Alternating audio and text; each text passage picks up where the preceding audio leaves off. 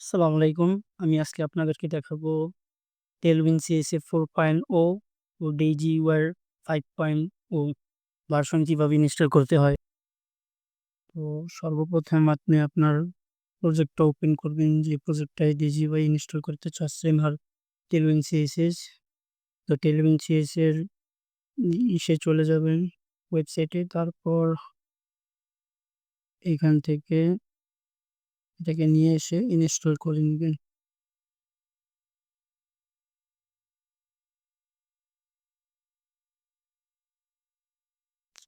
এটা ইনস্টল হয়ে যাওয়ার পর আপনি DigiWare বেটা যেই ওয়েবসাইটটা আছে ওইটায় চলে যাবেন।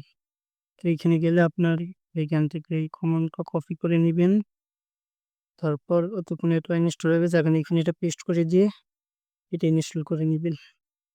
এখন আমি আপনাদের Tailwind CSS এর ডকটা দেখে এখান থেকে আপনাকে বলা হয়েছে byte.config.ts এ এটা ইম্পোর্ট করতে।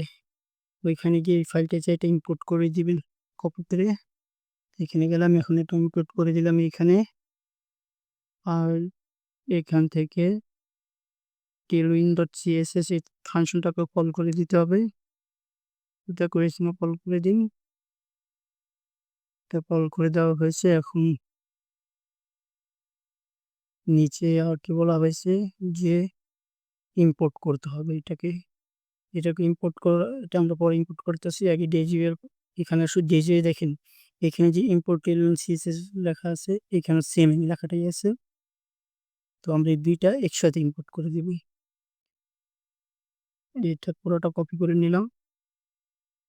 কপি করে নেওয়ার পর এখন দেখেন দোনোটা ইনস্টল হয়ে গেছে। আগে ইনস্টলেশনটা আপনাদের দেখিয়ে নিই। এইখানে এই যে Tailwind CSS 4.0 আর এই যে বেটা ডিজিওয়ার বেটাটা ইনস্টল হয়ে গিয়েছে।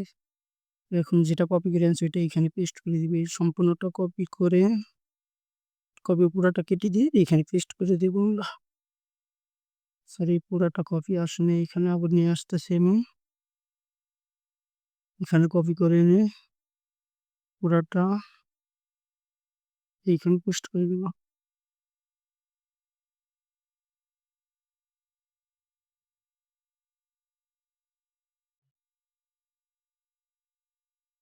এখন মনে আসলে দিচ্ছে ওটা কপি হয়নি, এটাকে কপি করে এনে এটা কপি করে নিয়ে এখানে পেস্ট করে দেব। Wait, হয়ে গিয়েছে।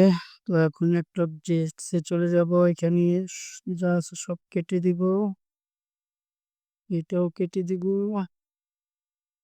এ টু জেড আমরা এখানে একটা দিক বানিয়ে নিই। যে দিকটার মধ্যে চেক করবো, আগে ডিজিওয়াইতে চেক করি। এই জিইউআই টু ইউজ, তো এখানে গিয়ে আমরা একটা বাটন দেখি। এই বাটনটাই দেখি যে ডিজিওয়াই কাজ করতেছে কিনা। লাইভ সার্ভারটাও দেখে আসি। হ্যাঁ, যে দেখুন কাজ করতেছে ডিজিওয়াই। তো এখন দেখবো আমরা টেলউইন্ড কাজ করতেছে কিনা।